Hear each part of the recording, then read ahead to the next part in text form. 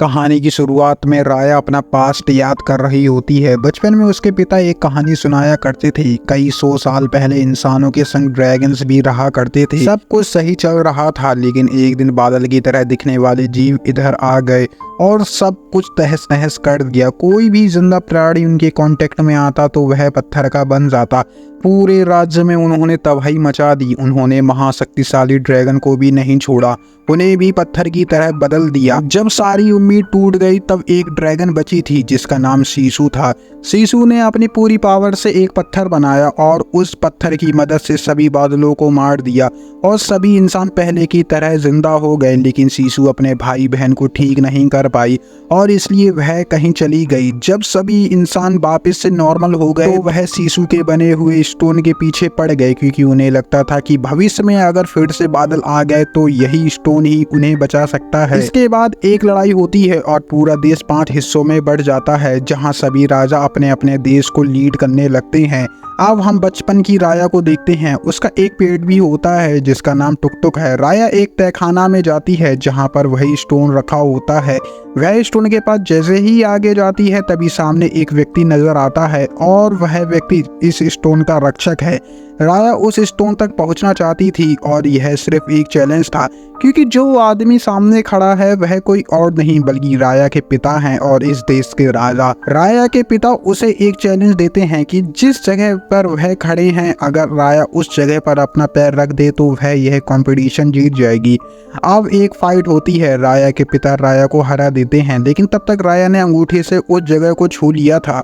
उसके पिता उससे बहुत खुश होते हैं क्योंकि फाइनली उनकी बेटी अब काबिल हो गई है। वह अपनी बेटी को बताते हैं कि उनका एक सपना है कि 5 देशों के राजा फिर से मिलकर एक हो जाएं और हम अपने देश को पहले की तरह चलाएं।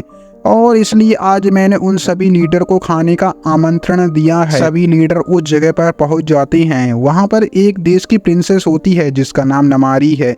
नमारी और राया एक अच्छे दोस्त बन जाते हैं और साथ में टाइम स्पेंड करने लगते हैं। नमारी एक मैप निकालती है और राया को दिखाती है। उस मैप में एक नदी बनी हुई होती है। नमारी राया से कहती है कि ऐसा माना जाता है महायुद्ध के बाद ड्रैगन शीशु इस नदी के आसपास रहती हैं। वह इकलौती ड्रैगन बची हैं, हमें उन्हें ढूंढना होगा। साथ ही साथ नमारी राया को एक लॉकेट भी देती है। नमारी की हमेशा से एक ख्वाहिश होती है कि वह जिंदगी में एक बार वही स्टोन देखे। राया नमारी की ख्वाहिश मान जाती है और उसे अपने साथ चलने को कहती है। वह लोग उस तहखाने में पहुंच जाते हैं जहां पर वह स्टोन रखा है। नमारी राया को धोखा दे देती है। दरअसल यह उसका ट्रैप था ताकि वह स्टोन की लोकेशन तक पहुंच सके। नमारी एक सिग्नल भेजती है ताकि उसके लोग वहां पर आ जाएं। सभी लोग वहां पर पहुंच जाते हैं और स्टोन के पीछे पड़ जाते हैं, लेकिन वहां पर तब तक राया के पिता पहुंच जाते हैं और सभी से फाइट करने लगते हैं। वह उन्हें समझाने की कोशिश करते हैं कि हम लोग फिर से एक हो सकते हैं, लेकिन पीछे से एक सिपाही उन्हें घायल कर देता है और अब सभी लोग उस स्टोन का छीना झपटी करने लगते हैं। जिससे होता यह है वह स्टोन नीचे गिर जाता है और टूट जाता है। स्टोन के टूटने पर वही शैतानी बादल जिंदा हो जाते हैं और सभी को पत्थर में बदलने लगते हैं। लेकिन सभी राज्य के लीडर उस स्टोन का एक एक हिस्सा उठा लेते हैं, क्योंकि जब तक वह स्टोन के हिस्से उनके पास हैं तब तक वह बादल उनके पास नहीं आ सकते। राया के पिता के पास भी स्टोन का एक हिस्सा होता है। सभी लोग अब बाहर भागने लगते हैं, लेकिन राया के पिता काफी जख्मी होते हैं, इसलिए वह आगे चल नहीं पाते। वह राया को वही स्टोन का टुकड़ा देते हैं और उसे नदी में फेंक देते हैं ताकि वह उन बादलों से बच सके। थोड़ी देर बाद वही बादल राया के पिता को पत्थर में बदल देते हैं। अब हम 6 साल बाद का सीन देखते हैं। राया का पेट जो छोटा हुआ करता था अब वह बड़ा हो गया है। राया उस पर बैठकर कहीं जा रही होती है। दरअसल वह उस नदी को ढूंढ रही होती है जहां पर शीशु है। राया आज भी उस कहानी को सच मानती है। उसे नहीं पता इस कहानी में कितनी सच्चाई है, लेकिन उसके पास आखिरी उम्मीद वही है। राया वहीं पर पहुंच जाती है और एक मंत्र के जरिए शीशु को बुलाती है। शीशु उस जगह पर आ जाती है। शीशु को पता नहीं होता है कि 500 साल बीत चुके हैं। उसे तो अभी भी वही लगता है कि यह सब कल की ही बात हो। शीशु जैसे ही उस स्टोन का टुकड़ा उठाती है तब वह ग्रो करने लगती है। राया आज की कंडीशन शीशु को बताती है और उससे मदद मांगती है। वह कहती है कि पहले की तरह तुम फिर से उन बादलों को हरा दो और सभी को नॉर्मल कर दो, लेकिन यह इतना आसान नहीं था। शिशु राया को समझाती है कि यह सब कुछ मेरे भाइयों और बहनों की वजह से हुआ है। उन्होंने ही इस स्टोन को बनाया है, मैंने तो सिर्फ इस स्टोन की रक्षा की थी। हाँ, अगर बाकी के सारे स्टोन मिल जाएं तब मैं अपनी पावर की मदद से कुछ कर सकती हूँ, क्योंकि हर टुकड़े की अलग पावर है। जल्द ही दोनों मिलकर उस स्टोन का दूसरा हिस्सा भी ढूंढ लेते हैं। शिशु जैसे ही उसे दूसरे हिस्से को पकड़ती है तब वह एक इंसान बन जाती है। अब वह लोग वहां से निकलते उससे पहले वहां पर नमारी पहुंच जाती है। वह भी उस स्टोन के दूसरे हिस्से को ढूंढते हुए आई होती है। राया और शिशु बड़ी चालाकी से वहां से निकल जाते हैं और एक नाव में आ जाते हैं। इस नाव का कप्तान एक छोटा बच्चा होता है। राया उसे उन्हें यहाँ से निकालने को कहती है।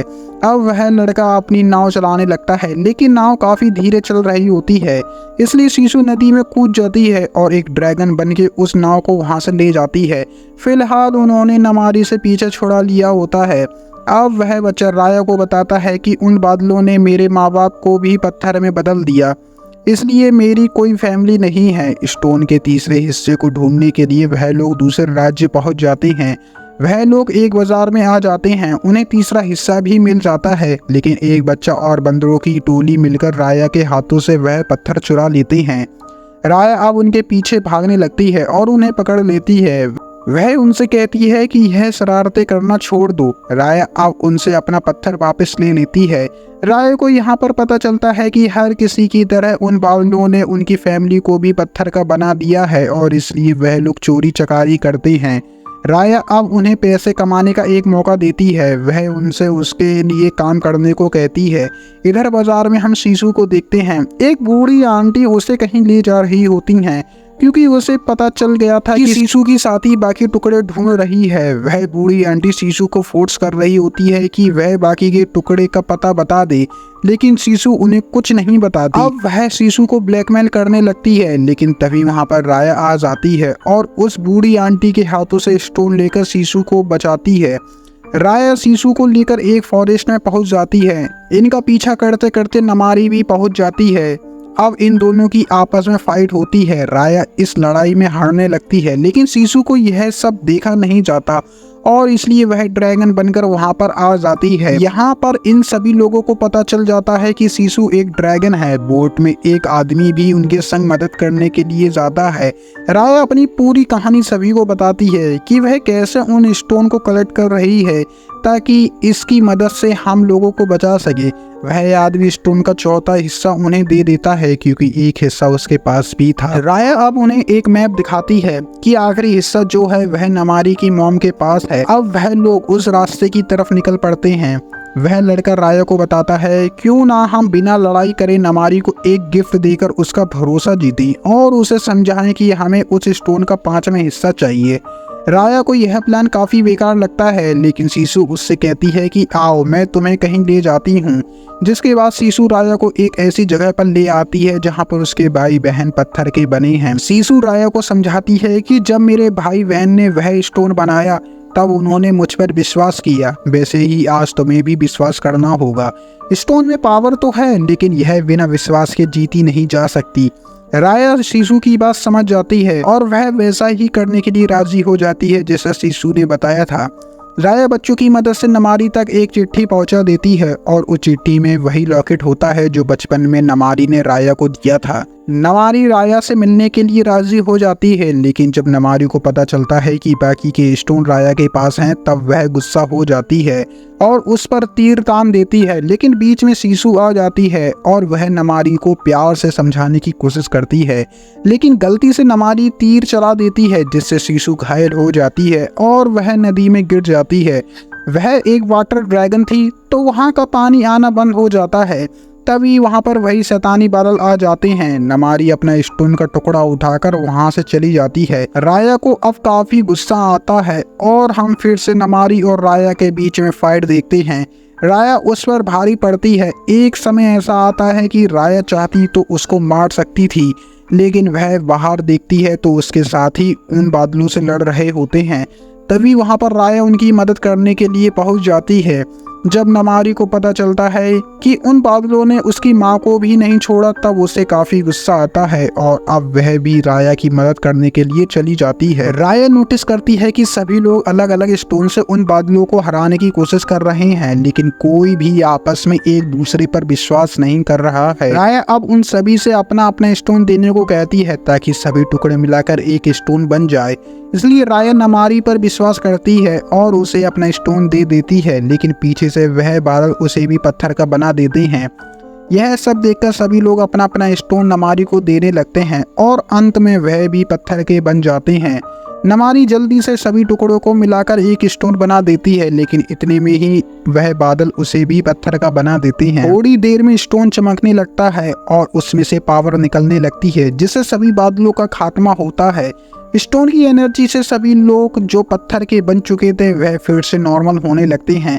इस बार ड्रैगन भी जिंदा हो जाते हैं। सभी ड्रैगन मिलकर उस पानी के ऊपर डांस करने लगते हैं और अपनी पावर से शिशु को वापस जिंदा कर देते हैं। राया यह देखकर काफी खुश हो जाती है और वह शिशु को गले लगा लेती है। राया अपने पिता से मिलने के लिए जाती है, वह भी अब ठीक हो चुके हैं। सालों बाद राया अपने पिता से मिलती है। पीछे हम शिशु को देखते हैं जो सभी ट्राइब को लेकर आई होती है ताकि सभी लोग एक साथ रह सके, जैसे राया के पिता चाहती थी। और इसी के साथ हमारी मूवी यहीं पर ख़त्म हो जाती है। आई होप गाइस आपको मूवी पसंद आई होगी। मूवी पसंद आई हो तो प्लीज़ लाइक करना, चैनल को सब्सक्राइब करना।